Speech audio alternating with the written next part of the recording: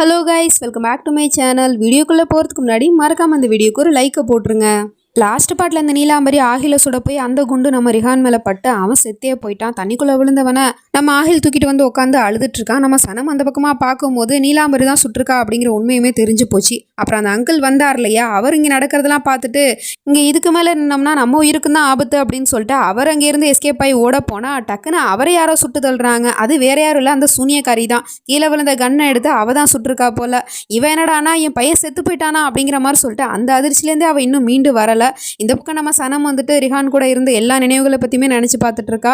அது மட்டும் இல்லாமல் ரிஹான் சொல்லியிருப்பான், நான் செகரை உங்களை நம்பி தான் விட்டு போகிறேன் அப்படிங்கிற மாதிரி சொல்லிட்டு இப்போ அவளுக்கு என்ன பதில் சொல்லுவேன் அப்படிங்கிற மாதிரி சொல்லிட்டு இவ ஒரு பக்கம் அழுதுட்டு இருந்தா. அந்த பக்கம் ஆகிலோ தான் தம்பி கூட இருந்த எல்லா மெமரிஸை பற்றியுமே நினச்சி பார்த்துட்டு ரிஹான்னு சொல்லிட்டு அழுதுட்டு இருக்கான். அந்த பக்கம் நீலாம்பரியோ அவள் பையனை சுட்டுட்டு அதிர்ச்சியில் உட்காந்துருக்கா. அவகிட்ட போயிட்டு இந்த சூனியக்காரி இங்கே பாரு, உன் பையன் செத்து போயிட்டான், இப்போ நீ உட்காந்து அழுகிறதுனால அவன் திரும்ப வரப்போறதில்ல, வா இங்கேருந்து போகலாம் அப்படின்னு சொல்லிட்டு அவளை பிடிச்சி தரன்னு இழுத்துட்டு போனா. என்னை விடு, நான் என் பையன்கிட்ட போகணும், நான் என் பையனை போய் பார்க்கணும், என் பையனை நானே கொண்டுட்டனே அப்படிங்கிற மாதிரி சொல்லிட்டு அவள் வந்து அவள் கையை விட்டு போகணுன்னு தான் பார்க்குறா. ஆனால் அவன் என்னடானா அவளோட கையை பிடிச்சி தரன்னு இழுத்துட்டு வந்துட்டு அந்த கார் வரைக்குமே கூட்டிகிட்டு வந்துட்டா. இதை அந்த அங்கிள் ஆண்டியும் பார்த்துட்டு என்னாச்சு இவ போயிட்டு நம்ம நீலாம்பரியோட கையை பிடிச்சி இழுத்துட்டு வராளே அப்படிங்கிற மாதிரி சொல்லிட்டு பார்த்தா அவளும் சொல்கிறா, நான் என் பையனை கொண்டுட்டேன், ரிஹான் செத்து போயிட்டான் அப்படிங்கிற மாதிரி சொன்னா. மரியாதையாக காரில் ஏறுங்க, போலீஸ் வந்துட்டு இருக்கு அப்படிங்கிற மாதிரி சொன்னதும் கார் எடுத்துகிட்டு அங்கேருந்து போயிடுறாங்க. ஆனால் அந்த நீலாம்பரியால் தாங்கிக்கவே முடியல, என் பையனை நானே கொண்டுட்டேனே, காரை ஸ்டாப் பண்ணுங்க, நான் என் பையன்கிட்ட போகணும் அப்படிங்கிற மாதிரிலாம் அழுதுட்டு இருக்கா.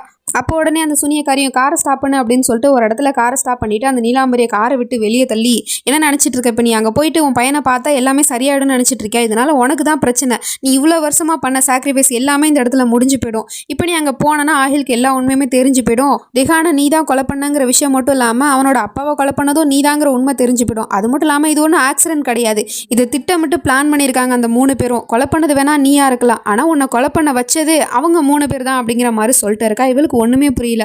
ஆமாம், அந்த சகர் தான் வந்துட்டு ரிஹான் அந்த கோயிலுக்கு அனுப்பிச்சு வச்சிருக்கா, அதனால தான் அவன் இங்கே வந்திருக்கான். ஆகில காப்பாற்ற போய் அவன் செத்து போயிட்டான். ஆனால் நீ என்னடானா இப்போ அங்கே போகிறேன்னு சொல்லிட்டு இருக்க, நீ கண்டிப்பாக எல்லாத்தையும் வளருவ. ஆகில் மட்டும் இதை கேட்டுட்டானா அதுக்கப்புறம் உன்னோட எல்லா சேரவுமே வெளியே வந்துடும். அவளுங்களும் இதை தானே எதிர்பார்த்துட்டு இருக்காளுங்க, ஓ வாயாலே எல்லா உண்மையும் ஒத்துக்கணும் அப்படிங்கிறதுக்காக. அதுதான் நீயும் இப்போ பண்ண போகிற போல இருக்கு, தாராளமாக போறா இருந்தா போ, நான் ஒன்றும் இப்போ உன்னை தடுக்கலை அப்படிங்கிற மாதிரிலாம் சொல்லிட்டு இருக்கா. இதில் ஓன் தப்பு எதுவுமே இல்லை, அவங்க பண்ண பிளான்னால தான் உன் பையன் உன்னை விட்டு போயிட்டான், இதுக்கு முழுக்க அவங்க 3 பேர் தான் காரணம் அப்படிங்கிற மாதிரி சொல்லிட்டு பழியெல்லாம் தூக்கி அவங்க மேலே போட்டுட்டு இருக்கா. அதை கேட்டுட்டு இவளும் நம்பத்தான் செய்கிறா.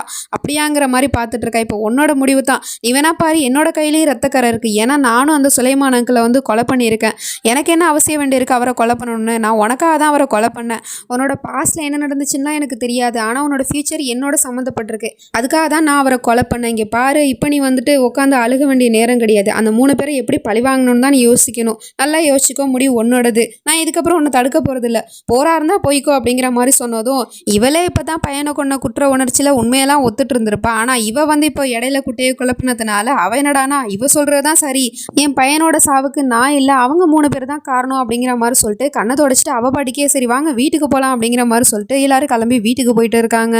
இந்த பக்கம் இந்த ஃபைஸ் வந்து குளிக்க போகிறான் போல். ஸோ அதனால் அவனுக்கு ஹெல்ப் பண்ணிவிட்டு நீங்கள் வெயிட் பண்ண, நான் போய்ட்டு சுடு தண்ணி போட்டு வரேன் அப்படின்னு சொல்லிட்டு அவள் பாத்ரூமுக்கு போயிட்டு என்ன பண்ணுறான்னா அங்கே இருக்கிற ஷாம்பு எடுத்து தரையில் ஊற்றிக்கிட்டு இருக்கா. அவன் வந்தால் வலிக்கு விழணும் அப்படிங்கிறதுக்காக ஊற்றி விட்டுட்டு வெளியே போயிட்டு சுடு தண்ணி ரெடியாக இருக்க போய் குளி அப்படிங்கிற மாதிரி சொன்னதும் அவனும் பாத்ரூமுக்கு வரான். கீழே வந்து ஷாம்பு இருக்கிறத பார்க்காம வலிக்கு அங்கேயே விழுந்துட்டு வலி தாங்க முடியாமல் கத்திக்கிட்டு இருக்கான், ஹயா ஹயான்னு சொல்லிட்டு. ஸோ இதெல்லாம் தூரத்துலேருந்து இவளும் பார்த்துக்கிட்டு தான் இருக்கா. நல்லா கத்துடா கத்து, ஆனால் என்னோட ராகத்தை அனுபவிச்ச வலிக்கு முன்னாடி இதெல்லாம் ஒன்றுமே இல்லை அப்படிங்கிற மாதிரி சொல்லிட்டு அவன் கத்துறதை இவ வேடிக்கை பார்த்துட்டு இருக்கா.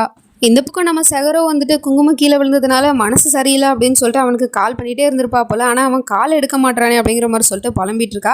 அப்போ தான் நம்ம சனமுமே அங்கே வந்து நின்றுட்டு இருக்கா. அதுவும் இவளோட கோலத்தை பார்க்கும்போது அவளுக்கு ஒன்றுமே புரியல, இவன் என்ன கல்யாண ட்ரெஸ் எல்லாம் போட்டுட்டு இருக்காளே அப்படிங்கிற மாதிரி சொல்லிட்டு. அப்போ இவளும் சொல்கிறா, சனம் உனக்கு ரெஹான் கால் பண்ணானா, நானும் ரொம்ப நேரமாக கால் பண்ணிட்டு இருக்கேன், அவன் எடுக்கவே மாட்டான், ஏர்போர்ட்டுக்கு போய் சேர்ந்துட்டானா இல்லையானே தெரியல, என்னாச்சு உனக்கு ஏதாவது கால் பண்ணானா அவன் அப்படின்னு கேட்டால் இவன் என்னடானா அழுதுட்டு இருக்கா.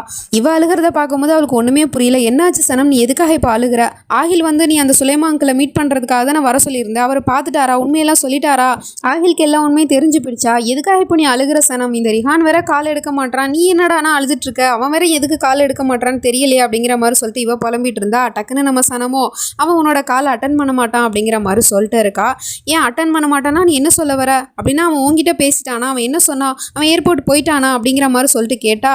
இவ டக்குன்னு உண்மையை சொல்லிடுறா, ரிஹான் நம்ம எல்லாரையும் விட்டு போயிட்டான் சேகர், அதுவும் நிரந்தரமா அல்லா கிட்ட போயிட்டான் அப்படிங்கிற மாதிரி சொல்லிட்டு அழுகவும் அவளுக்கா என்ன சொல்றதுன்னே தெரியல. பயங்கரமான ஷாக்கா இருக்கு. அப்படியே ஷாக்காகி உறைஞ்சு போய் நின்றுட்டு இருக்கா.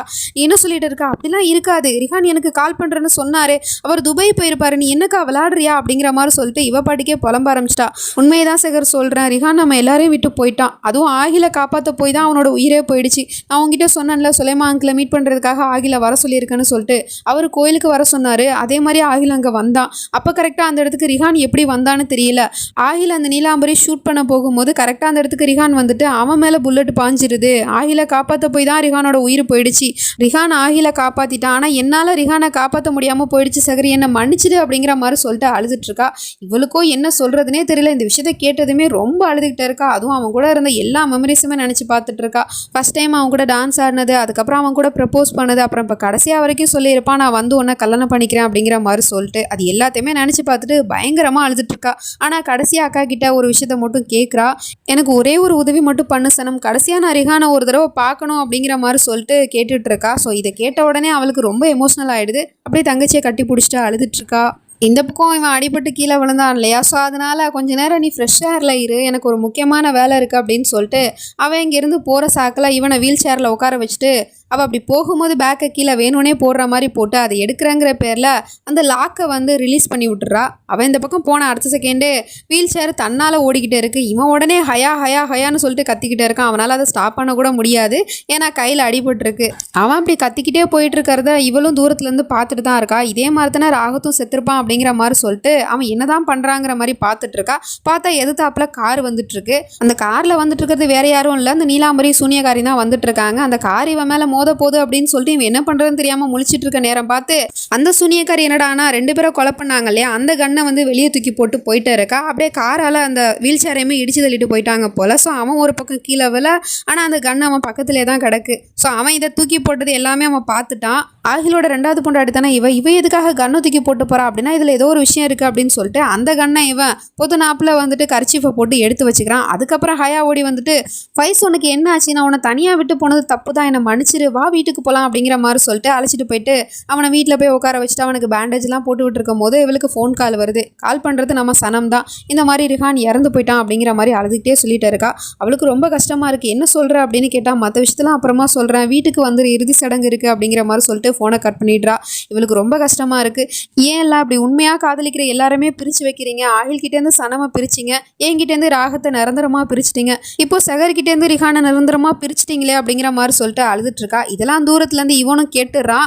அப்படியா விஷயம், ரிஹான் செத்து போயிட்டான், ஆனால் கொலை பண்ணது யாருன்னு தெரியல, எனக்கு தெரியுமே, அது அந்த ஆகிலோட 2வது பொண்டாட்டியாக தான் இருக்கும், ஏன்னா அவதான கண்ணை கீழே தூக்கி போட்டு போனா. அது மட்டும் இல்லாமல் ஹயா நீயும் என்கிட்ட எப்படிப்பட்ட கேம் விளாடுறன்னு எனக்கு நல்லாவே தெரியும், ஏன்னா பழிவாங்க தானே இப்படிலாம் பண்ணிக்கிட்டே இருக்கா. இப்போ என்கிட்ட ஒரு எவிடன்ஸ் கிடச்சிருக்கு, அதுவும் அக்காவுக்கு ரொம்ப உதவியாக இருக்கும், நீ இப்போ அவளுக்கு ஹெல்ப் பண்ணணும் அப்படின்னா எனக்கு கண்டிப்பாக நீ உதவி செஞ்சு தான் ஆகணும் அப்படிங்கிற மாதிரி சொல்லிட்டு இவன் ஒரு பக்கம் பிளானை போட்டுக்கிட்டு இருக்கான். இந்த பக்கம் இந்த நீலாம்பரியை கொண்டு வந்து வீட்டில் விட்டுட்டாங்க. அவன் என்னடா நான் ரூமுக்குள்ளே வந்த உடனே எல்லாரும் இங்கேருந்து போங்க அப்படிங்கிற மாதிரி சொல்லிட்டு துரத்தி விட்டுட்டு பையனோட ஃபோட்டோவை பார்த்துட்டு ரொம்ப அழுதுட்டு இருக்கா. அவன் ஏற்கனவே சொல்லியிருப்பான், எனக்கு வந்து இந்த பணமெல்லாம் முக்கியம் இல்லை, நீங்கள் தான் முக்கியம் அப்படிங்கிற மாதிரி சொல்லியிருப்பான். ஆனால் அதை அவள் காதில் வாங்கியிருக்கவே மாட்டா. அப்புறம் இன்னொரு விஷயமும் சொல்லியிருப்பான், நீங்கள் பண்ணுற பாவம் எல்லாமே உங்கள் பிள்ளையோட தலையில் தான் வந்து விடியும், அதை மறந்துடாதீங்க அப்படிங்கிற மாதிரியும் சொல்லியிருப்பான். ஸோ இன்னைக்கு இவ கையாலே வந்துட்டு பையனை கொல்ற அளவுக்கு ஒரு நிலைமை வந்துருச்சு. அதுக்கு காரணம் இவ தான் முழுக்க முழுக்க. ஆனால் இவ என்னடானா அந்த சூனியக்காரி சொன்ன விஷயத்த மண்டையில் ஏற்றிக்கிட்டு என்னோட பையன் சாவுக்கு அவங்க 3 பேர் தான் காரணம், அவங்கள நான் பழி வாங்காமல் விட மாட்டேன், இனி நான் அழுக போகிறதில்ல, நான் கண்டிப்பாக அவங்கள பழி வாங்கியே தீருவேன் அவங்க 3 பேரையும் அப்படின்னு சொல்லிட்டு ரிவேஞ்ச் எடுக்கிறதுக்காக தன்னோட முடியெல்லாம் கட் பண்ணிக்கிட்டு வெள்ளப்படவையை உடுத்திக்கிட்டு உட்காந்துருக்கா. அப்போ தான் ஆகிலுமே வந்துட்டு வீட்டுக்கு ரிஹானோட பாடியை தூக்கிட்டு வந்துட்டு இருக்கான். அதை ஜன்னல் வழியாக பார்த்துட்டு என்னோட பையன் அப்படிங்கிற மாதிரி சொல்லிட்டு அங்கேருந்து ஓடி வந்துட்டு இருக்கா. நம்ம ஆகிலுக்கும் ரொம்ப கஷ்டமாக இருக்குது அம்மாவோட நிலைமையை பார்க்கும்போது. அங்கேருந்து ஓடி வர்றப்ப கூட கண்ணு தெரியாத மாதிரி ஆக்டிங்கை போடணும் அப்படின்னு மைண்டில் ஃபிக்ஸ் பண்ணிட்டு தான் வந்திருப்பா போல். அதனால ரிஹானோட முகம் எங்கே இருக்குது அப்படிங்கிற மாதிரி தேடி கண்டுபிடிக்கிற மாதிரி தேடிட்டு இருக்கா. அதுக்கப்புறம் ரிஹானோட முகத்தை ஓப்பன் பண்ணிட்டு அம்மாவை கண்ணை திறந்து பாருப்பா, கண்ணை முழிச்சு பாருப்பா, என்கிட்ட வந்துருப்பா அப்படிங்கிற மாதிரிலாம் சொல்லிட்டு அழுதுட்டு இருக்கா. ஆகிலும் எவ்வளோ சமாதானப்படுத்தி பார்க்குறான். அம்மா ரிஹான் நம்ம எல்லாரையும் விட்டு போயிட்டாமா, அவன் திரும்பி வரமாட்டாமா அப்படிங்கிற மாதிரி சொன்னான். அப்படிலாம் இல்லை, ஆகில் கண்ணை திறக்க சொல்லிவனா அப்படிங்கிற மாதிரிலாம் சொல்லிட்டு அழுதுட்டு இருக்கா.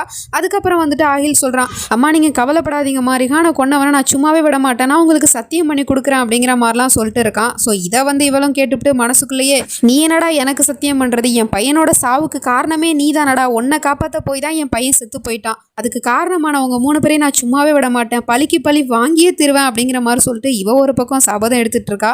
இதுக்கப்புறம் என்ன நடக்க போகுது அப்படிங்கிறதெல்லாம் நம்ம நெக்ஸ்ட் பார்ட்டில் தான் பார்த்து தெரிஞ்சுக்கணும். அது வரைக்கும் பை ஃப்ரெண்ட்ஸ்.